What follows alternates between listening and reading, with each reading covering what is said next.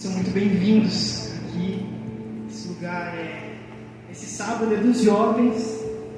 Então que a gente se reúne para adorar o nome do Senhor. É o nosso culto jovem do nosso Deus, amém? Que bom que você está aqui. Abra seu coração, deixe que o Espírito Santo fale no seu coração. Deixe que Ele ministre. Eu só estou aqui falando, mas quem realmente ministra é o Espírito Santo, amém?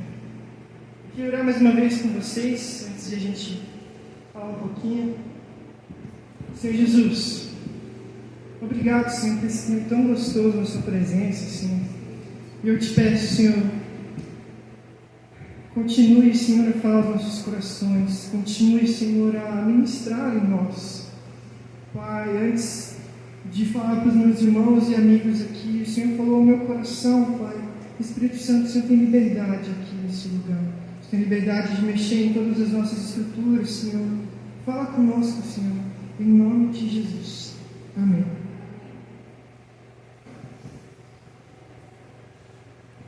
Uma colinha aqui.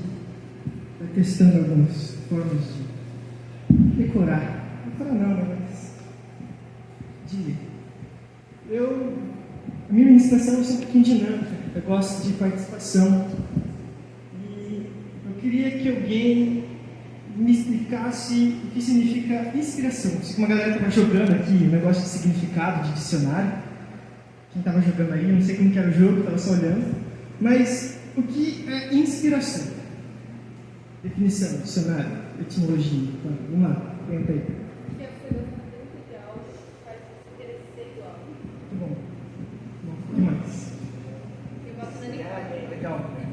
O quê? Obrigada, eu boto na Nicole. Bota na Nicole. Tinha que botar no jogo, é isso? É. Então, quem falou espelhado? Você não? Não, vai ter. Espelhado. Quem mais? Inspiração. O que te lembra a inspiração? Acho que é Seguir algo. Seguir algo. Muito bom. Eu acho que é uma inspiração que você, igual a gente disse, quer ser igual. Quando você admira aquela coisa. Admiração. Muito massa, gente. Eu estava buscando uma palavra com o Senhor de algo que estava no meu coração já. E veio palavras fortes no meu coração, mas essa foi a que mais marcou, mais impactou. Inspiração. Cara, eu gosto muito de procurar etimologia. Sabe que etimologia você pega a palavra, disseca ela inteira para ver o que ela significa, frase, letra por letra. E a palavra inspiração, ela vem do latim inspiratio, que significa sopro ou hálito. A origem da palavra inspiratio é composta pelo prefixo in, que em português significa em, e o verbo inspirar, significa soprar em ou insuflar. Lá no tempo clássico do Império Romano, inspirar recebeu uma conotação de respirar profundamente, no sentido figurativo de insinuar algo no coração de alguém. De forma metafórica, inalar das ideias ou sentimentos de outro. Fazer nascer no coração, no espírito, um sentimento, um pensamento, um desígnio. Servir-se das ideias, das obras de outra pessoa. E pensando nisso, nessa profundidade da palavra, inspirar, mais que vocês complementaram aqui. Eu quero que você pense quem foram as pessoas que te inspiraram ou te inspiram. Quero que vocês falem algumas pessoas. Vidiane. Bom, o que mais? Paulo. Tita. Não precisa ser só no convívio da igreja, pode ser alguém que você conhece lá de fora. LeBron James, muito bom. Quem mais? Oi? Pode falar mais alto, fala mais alto. Ficou com vergonha. Tá certo. Que mais? Vamos lá. Minha mãe. Sua mãe, muito bom. Cristiano Ronaldo. Sua mãe, Cristiano Ronaldo. Jesus. Ti, por que você falou Cristiano Ronaldo? Porque ele é um exemplo de dedicação. Dedicação. A dedicação dele te inspira. Lucas, você falou LeBron James. Por quê? Entendi. O físico do LeBron James te inspira. Um dia você quer chegar lá. Dedicação. Muito massa. Quem que falou uma coisa diferente? Deixa eu lembrar. Ayrton Senna. Por que, Ayrton Senna?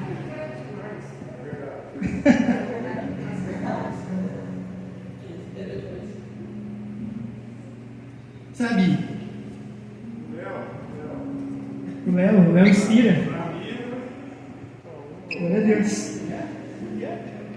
Léo, quem te inspira hoje? Ou já te inspirou? Porque você não falou agora, hein? Agora? Você sabe? Eu acho que era um dos ministros de uma antiga igreja que eu ia, e ele tocava violão e daí me inspirou, assim. Se falar o nome, ninguém vai saber, mas é esse cara aí. Mas, sabe, muitas vezes nós atrelamos a nossa inspiração por esses atributos de algumas pessoas, admiração. Às vezes a pessoa tem o shape, às vezes a pessoa tem a dedicação que você queria ter, ou até mesmo, a gente não mencionou nada aqui, mas às vezes a casa que a pessoa tem é uma inspiração para você, o carro que a pessoa tem, o dinheiro, a influência, não sei. Ou, como algumas pessoas disseram, são próximas, fazem muitas piadas, são divertidas, são amorosas, possuem qualidades, talvez tocam violão bem, ministram bem, falam bem. São qualidades de pessoas que nós admiramos e nos inspiram. Mas só o Deus aqui falou Jesus. Não precisamos ficar orgulhoso não, né? Porque isso é meio que normal e isso não pode ser normal. A nossa inspiração verdadeira, Cristo, muitas das vezes não está no topo.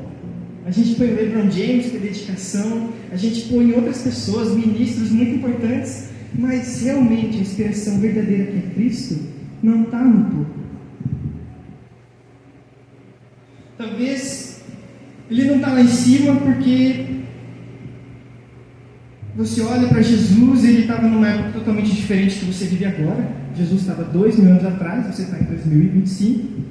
Jesus não sabe o que é usar um celular, Jesus não sabe o que é jogar basquete. Não sei. Pode ser que esse seja um pensamento seu. Ou talvez essa inspiração em Jesus ela não seja totalmente integral, ela é meio parcial. Assim, eu me inspiro nisso aqui, Jesus, isso aqui mais ou menos. Mas sabe, Jesus, ele é a inspiração perfeita para nós. De viver uma vida de forma plena aqui como vivemos. A gente puxar ali na etimologia a palavra de respirar profundamente o ideal de Cristo. É meio louco de pensar dessa forma, né? Respirar o ideal de Cristo. Respirar, entrar. E sabe, na Bíblia a gente tem algumas pessoas que foram inspiradas por Deus. E todos começam de um lugar. A partir de um encontro sobrenatural com o Senhor. É impossível você se inspirar em Jesus se o mesmo não se encontrar com você. É impossível você se inspirar com Jesus Cristo, o cara que é a fonte da inspiração, se você não tiver um encontro com Ele, se você não se encontrar com Ele. Eu posso estar falando de Jesus agora para você, eu posso estar sendo mais parecido com Ele agora aqui com você, mas se você não tiver um encontro com Jesus, você não vai ter essa inspiração plena. E esse encontro com Jesus, ele é sobrenatural por alguns fatores. Primeiro, nesse encontro com Deus, não é propaganda, mas funciona também. Nós entendemos quem somos, Ele se revela a nós de forma profunda e os nossos olhos se abrem. E segundo, Ele revela o nosso chamado. Eu quero ler com vocês alguns versículos para falar para você que eu não estou tirando isso do nada, não estou falando isso por Deus. experiência própria, mas tudo isso está aqui na palavra. Eu quero que vocês abram comigo Êxodo 3. Abram suas Bíblias digitais. Compartilhe com quem está do teu lado se não está com a Bíblia.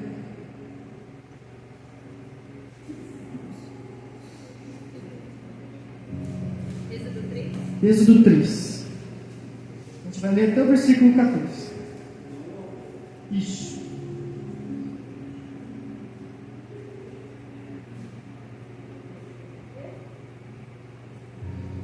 Só acho que eu vou fazer um contexto antes. Todo mundo conhece a história de Moisés? Levanta a mão. Quem não conhece? Acho que essa é a melhor pergunta de se fazer. Quem não conhece a história de Moisés? Pode levantar a mão, gente. Sem vergonha. Moisés era um hebreu. Nessa época os hebreus estavam cativos no Egito. Faziam 300 anos, mais ou menos. E o povo era escravo dos egípcios naquela época. E nesse meio tempo, o faraó viu que a população estava crescendo, mandou executar alguns bebês. E nesse evento, uma mulher chamada Joquebede tinha um filho pequeno, resolve salvar o seu filho, colocando ele num cestinho, todo protegido para que não entrasse água, colocou no rio. Esse cestinho foi parar no palácio do faraó. A filha do faraó encontrou esse bebê e quis esse bebê para ela, só que como ele era muito pequeno, precisava de amamentação, Deus fez com que a mãe de Moisés mesmo, Joquebede, pudesse trabalhar no palácio como uma pessoa que amamentasse esse bebê. E depois disso, Moisés cresceu como um príncipe do Egito. E ele cresceu e ele descobriu as suas origens de algum jeito. E ele se descobriu, como hebreu, não egípcio. E um dia ele matou um egípcio, quando ele viu a injustiça que estava acontecendo com o seu povo, e fugiu para... fugiu não, me ajudou. Oi? Midian. Tinha fugido lá. Fugiu para Midian. Lá ele casou, lá ele teve um sogro, lá ele virou pastor de ovelhas. E passou vários anos ali como pastor de ovelhas. E em certo momento, enquanto ele apacentava as ovelhas, alguém pode ler aí o capítulo 3, uma voz imponente. Moisés então pensou: vou me aproximar para ver essa coisa impressionante, porque a sarça não se queima. Pode continuar. Quando o Senhor viu que ele se aproximava para observar, Deus o chamou no meio da sarça: Moisés, Moisés, aqui estou.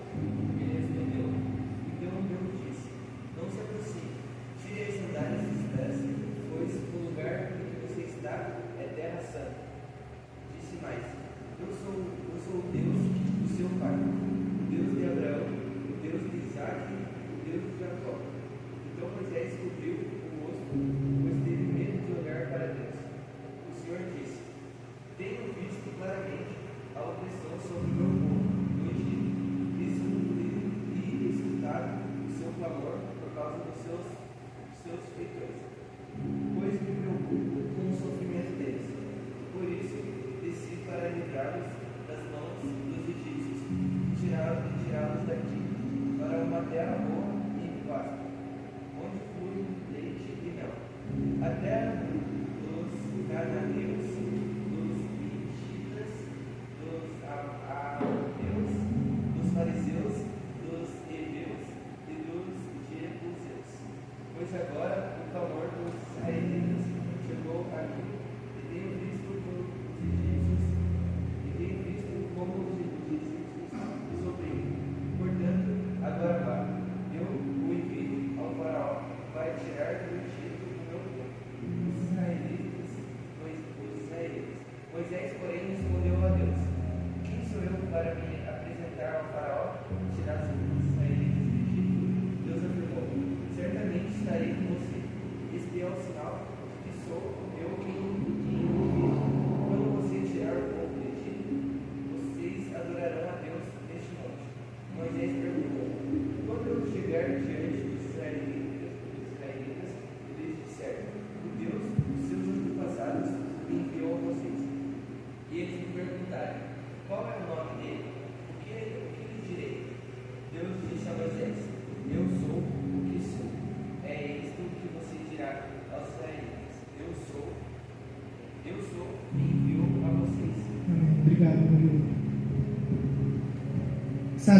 durante essa ministração, você precisa usar muito a sua imaginação.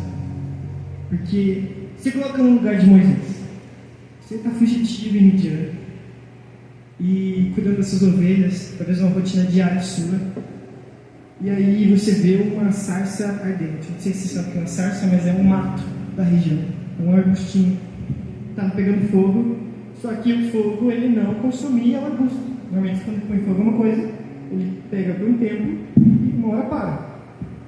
E Moisés foi lá ver isso, cara. E na hora que ele chega ali, ele escuta uma voz chamando Moisés, Moisés. Sabe, quando a gente falou que nesse encontro sobrenatural com Deus, ele nos chama e ele se revela a nós. Olha que interessante aqui no versículo 8. Eu sou o Deus do seu pai, o Deus de Abraão, o Deus de Isaac e o Deus de Jacó. Sabe, Deus está chegando para Moisés assim: você é hebreu, eu sou o Deus do seu povo, eu sou o seu Deus. Sabe, essa revelação de Deus invade o coração de Moisés, e ali ele continua. Porque Moisés ele esconde o rosto, porque ele entendeu que realmente era Deus. Ele falou: cara, se eu olhar para Deus, já era, eu vou morrer. E sabe, Moisés foi chamado para libertar o seu povo. Moisés foi chamado para libertar o povo hebreu. E sabe, Moisés discute ali com Deus se eles vão acreditar, como que eles vão acreditar, e Deus continua falando: fale que eu enviei. Sabe, nesse encontro de Deus com Moisés, a gente tem as seguintes questões. Deus se revela a ele de forma profunda, os olhos de Moisés se abrem, Deus revela o chamado de Moisés a ele, e nesse momento Deus exige uma resposta de Moisés. Caminhando bem para frente, Moisés vai em direção ao Egito para cumprir aquilo que Deus o chama. E agora eu quero ler com vocês mais um versículo, está em 1 Samuel 3.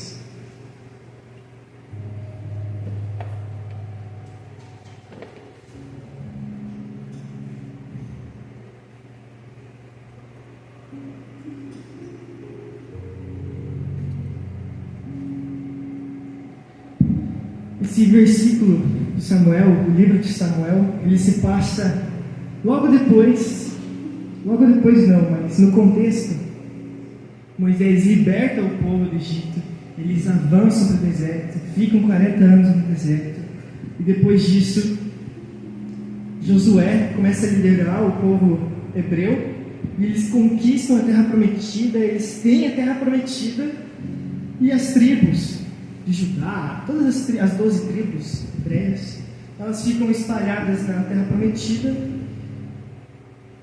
E nesse tempo, eu vou ler com vocês, o capítulo vai ser melhor. O menino Samuel, esqueci de falar que é Samuel. E nesse tempo, havia uma mulher que não podia ter filhos, e ela orou ao Senhor por muito tempo. Estou resumindo a história para vocês, depois vocês leem lá, em 1 Samuel. E essa mulher dá luz a Samuel. E ela dedica esse filho ao Senhor, leva o filho dela ao tabernáculo, ao templo, e ele vira uma criança que é dedicada ao Senhor e vai estar lá servindo ao Senhor desde a sua infância.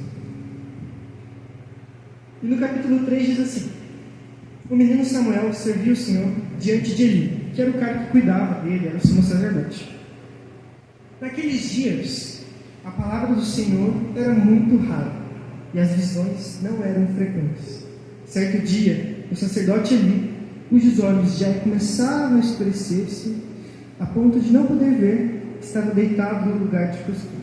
Também Samuel estava deitado no templo do Senhor, onde estava a arca da aliança. Antes que a lâmpada de Deus se apagasse, o Senhor chamou o menino: Samuel, Samuel. E este respondeu: eis-me aqui. E então correu para onde estava Eli e disse: eis-me aqui, pois você me chamou. Mas ele respondeu: eu não chamei você, vai deitar. Ele foi, se deitou, e o Senhor tornou a chamar: Samuel. Esse se levantou, foi até Eli e disse: Eis-me aqui, pois você me chamou. Mas ele respondeu: Meu filho, eu não chamei você, vai deitar. Porém Samuel ainda não conhecia o Senhor e a palavra do Senhor ainda não havia sido manifestada a ele. E o Senhor chamou Samuel pela terceira vez. Ele se levantou, foi até Eli e disse: Eis-me aqui, pois o Senhor me chamou.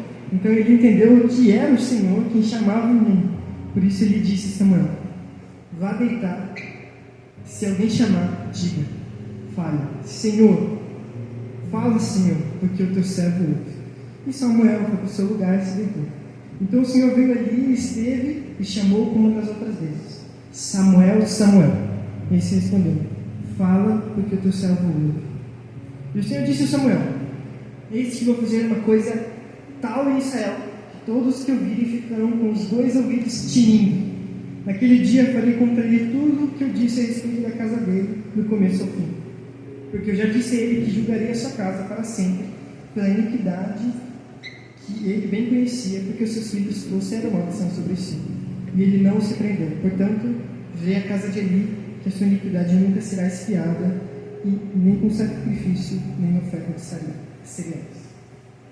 Sabe, a gente consegue perceber, de uma forma meio paralela, como Deus chamou Moisés, também chamou Samuel. Sabe, primeiro Deus chama Samuel, por mais que ele foi 3 vezes lá para Eli e falou assim: Por que você está te chamando? Eu te chamei, vamos dormir. Quando ele realmente entende que é o Senhor, Deus dá para ele não só a revelação de que é o Senhor através de Eli, mas ele já traz uma missão, um chamado de uma profecia sobre a vida de Eli. Então, o Senhor chamou Samuel entendeu quem era que estava chamando e já chegou com uma missão, um chamado ali, com uma missão de falar o que o Senhor tinha dito. Nos próximos versículos ele fala com Eli e ele fala: Se é o Senhor que está falando, amém, não posso fazer nada. E sabe, Samuel é uma figura muito importante para a Bíblia, porque foi a partir de Samuel que o ministério de profetas começou. Foi, como vocês no começo ouviram, era raro ouvir a palavra de Deus, não era frequente as visões. E Moisés, desde novinho, começou a ter essa intimidade com o Senhor e a ouvir o Senhor, e desde cedo ele já foi, o povo já tinha entendido que ele seria um profeta do Senhor.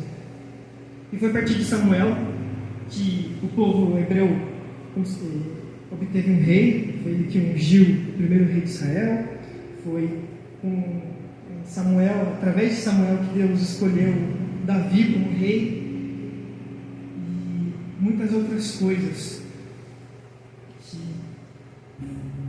foram profetizadas nesse livro.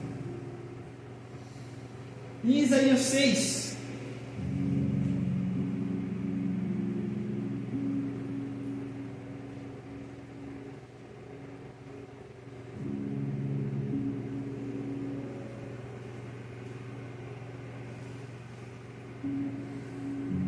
Isaías também era um profeta do Senhor, e Deus também se revela a ele de forma sobrenatural. No ano da morte do rei Uzias, eu vi o Senhor assentado sobre um alto e sublime trono, e as abas de suas vestes enchiam o templo.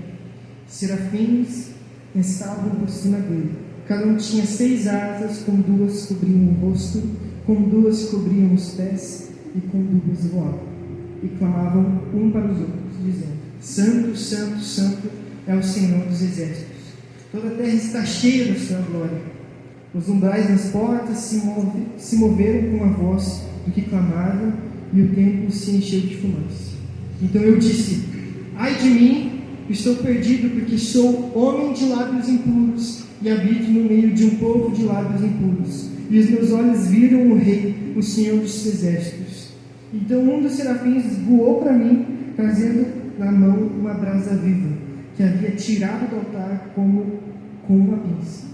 com a brasa tocou a minha boca e disse: eis que essa brasa tocou os seus lábios, a sua iniquidade foi tirada, e o seu pecado perdoado. Depois disso, ouvi a voz do Senhor que dizia: a quem enviarei? A quem há de ir por nós? E eu respondi: eis-me aqui, envia-me a mim. Então ele disse: vai e diga a este povo: ouçam, mas sem entender, vejam e vejam, mas sem perceber.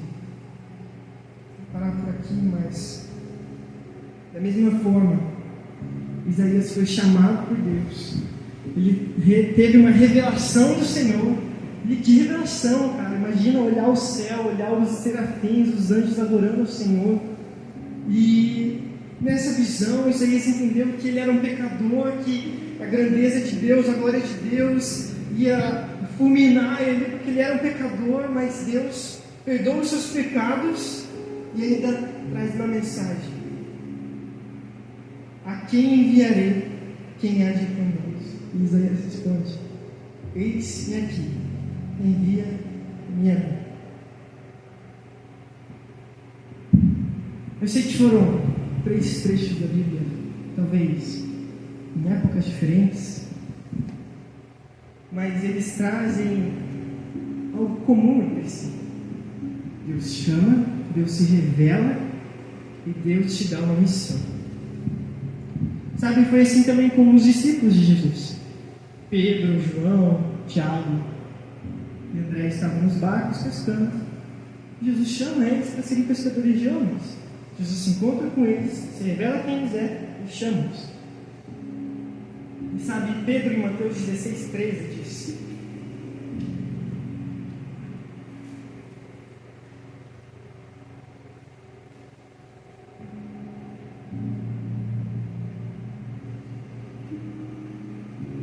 quando Jesus estava indo para a região de Cesareia de Filipe, perguntou aos seus discípulos: quem os outros dizem que é o Filho do Homem?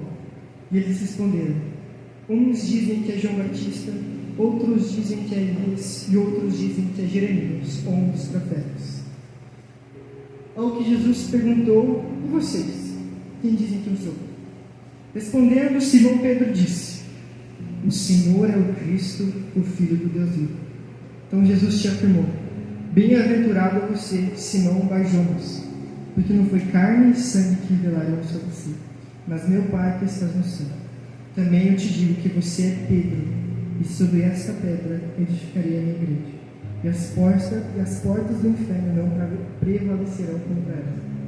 Eu lhes darei as chaves do reino dos céus. O que você ligar na terra terá sido ligado nos céus, e o que você desligar na terra terá sido desligado nos céus. Sabe, a Bíblia está recheada de histórias em que Deus chama pessoas, seja no Antigo Testamento, seja no Novo Testamento. Qualquer livro aqui você lê, ele começou porque alguém foi chamado por Deus, foi inspirado por Deus a escrever tudo isso, a fazer tudo isso. Sabe, esse último versículo que eu li com vocês, ele mexeu muito comigo. Porque quando Pedro fala essas palavras para Jesus, ele estava num ambiente onde não era muito confortável para eles. Era um ambiente que eles estavam, como que eu posso dizer, desconfortáveis, estavam bem desconfortáveis. Era um lugar onde tinha muito pecado, e o povo judeu na época, eles não gostavam de estar no meio dos pecadores, não gostavam de estar ali entre esses atos pecaminosos, e Jesus leva eles nessa região. Eu não lembro agora o nome, agora escapou, mas era um lugar chamado Perdição, se eu não me engano. E nesse lugar Jesus pergunta quem ele era dos discípulos. Muitos disseram que era um dos profetas que tinham ressuscitado, Elias, como vocês leram ali. Mas Pedro, depois de ter um encontro com Jesus, o próprio Espírito revela a Pedro quem Cristo é. Senhor é o Cristo, o Filho do Deus vivo. Jesus afirma que aquilo não veio dele, veio de Deus.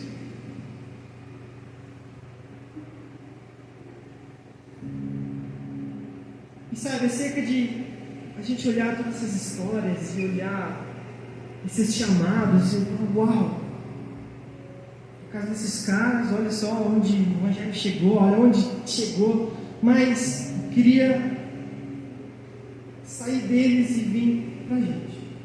E você? E eu? Nós? O que Deus tem chamado a sua vida?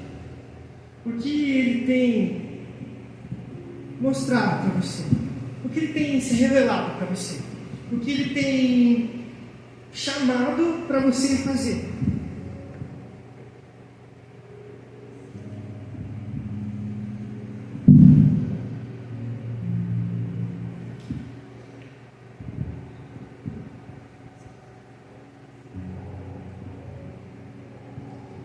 Sabe, às vezes a gente olha para a nossa vida e não vê que a gente está seguindo um chamado de Deus, não vê que a gente está seguindo uma vida, eu poderia dizer, uma vida inspirada em Jesus, inspirada no Deus que nos criou, que nos salvou.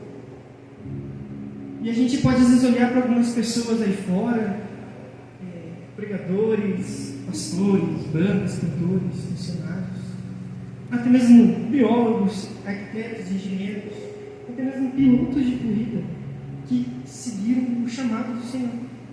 Seguiram o chamado de pregadores, pastores, engenheiros, arquitetos, porque entenderam o chamado do Senhor.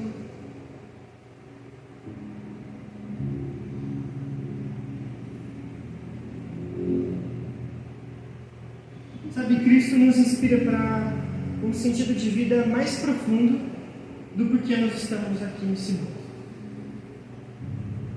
E isso me fez refletir se Samuel tivesse voltado a dormir, se Moisés fugisse, ou se Isaías não tivesse proclamado e anunciado até mesmo o Messias, e se Pedro não tivesse aberto sua boca naquele momento.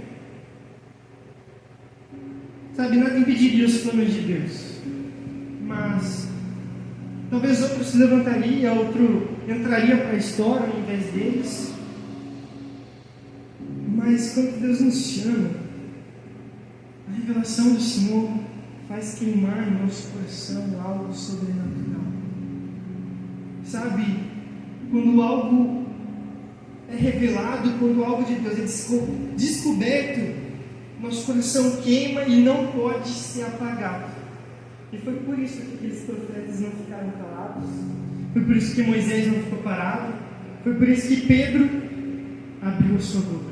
Foi porque durante a revelação do Senhor, algo queimava no coração deles, deixava eles inquietos e pensavam, eu posso não fazer, eu posso deixar de lado todas essas coisas que o Senhor está me mostrando e seguir a minha vida, mas isso me atrai, isso queima meu coração, isso me completa, isso parece que é um chamado do Senhor para mim, é o propósito da minha vida, é aquilo que faltava. Talvez uma peça quebra-cabeça que faltava na sua vida, talvez é aquela chave que precisa virar, é aquilo que você precisa seguir. O Senhor te chama, mas você não quer ir.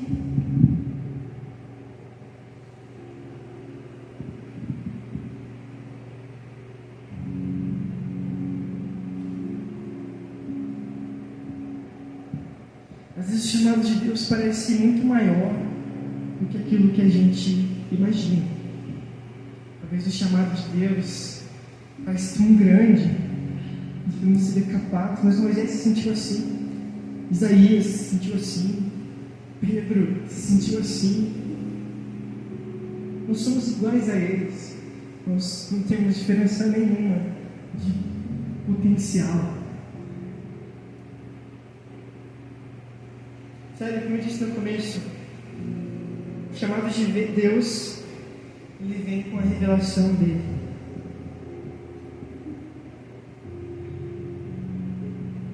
Sabe, dê oportunidade para esse Jesus se revelar a você.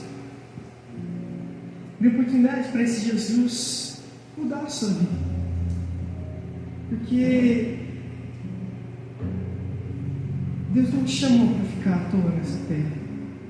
Sabe, Deus não te chamou para você viver a sua vida todo dia, pegar ônibus e só isso. A vida não é só isso. A vida é uma vida com Cristo. Sabe, já dizia Paulo que viver é Cristo e morrer é lucro. Porque tudo isso aqui é passageiro, cara. Tudo isso aqui, você pode ser o melhor arquiteto do mundo, você pode ter a melhor casa do mundo, mas isso é tudo em vão, isso é tudo... é nada comparado com as riquezas do céu, não é nada comparado com o que o Senhor tem para você lá no céu. Isso aqui é passageiro, e a gente tem que ver uma vida aqui que vale a pena, uma vida aqui que você olha assim, cara, eu vivi uma vida que valeu a pena, eu vivi uma vida que Cristo me chamou e eu segui essa vida. Eu abandonei tudo que eu achava que era valioso e eu segui.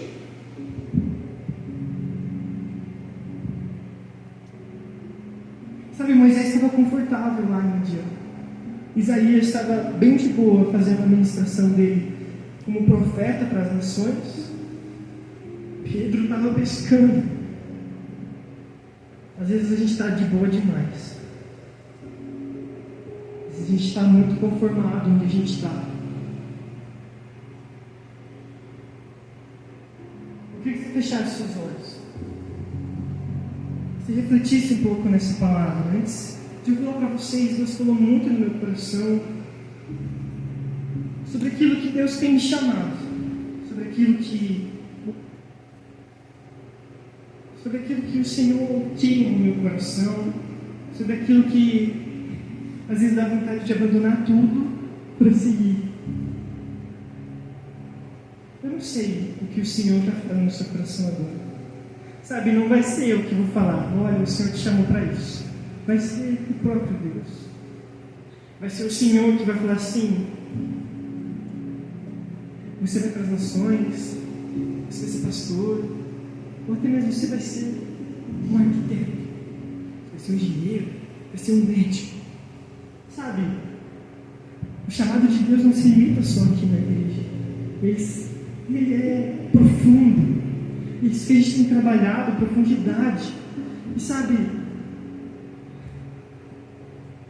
eu sei que ninguém aqui quer viver uma vida rasa. Eu sei que ninguém aqui quer viver uma vida superficial. Eu queria te convidar a começar a orar, a falar com Deus. Senhor, o que você tem para mim aqui? O que o Senhor tem me chamado? E sabe, eu não quero que você fique com o coração ansioso enquanto você não acha, mas confia no Senhor. Ele vai se revelar a ti, Ele vai te mostrar da forma dele aquilo que Ele tem para você.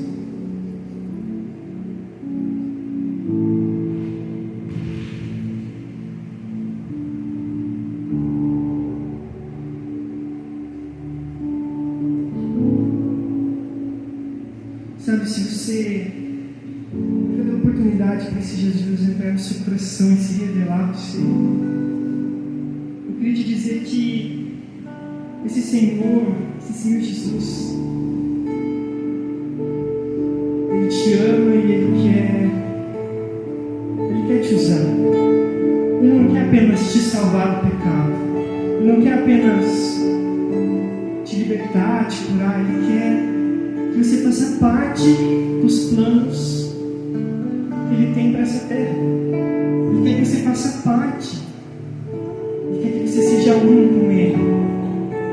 E se você quer entregar a sua vida para esse Jesus, eu queria que você levantasse a sua mão. Alguém vai vir orar com você. Não tenha medo, não tenha vergonha. Sabe, esse Jesus nos chama. Como eu disse, quando Ele nos chama, quando Ele olha para nós, nosso coração queima por algo novo, por uma mudança. Ele incendeia nosso coração. Nós sentimos algo que nós nunca sentimos antes. E não é só sobre sentimento, é algo real, palpável, de mudança. Se você quer viver algo novo, sair da mesmice, levanta sua mão.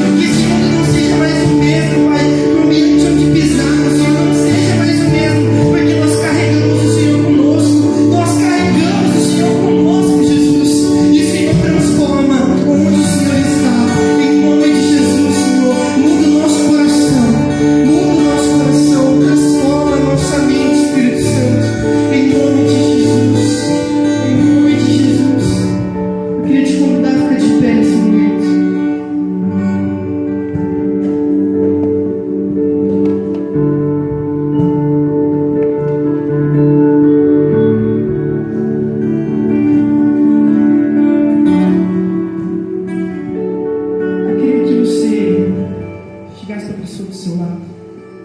E o resto, né?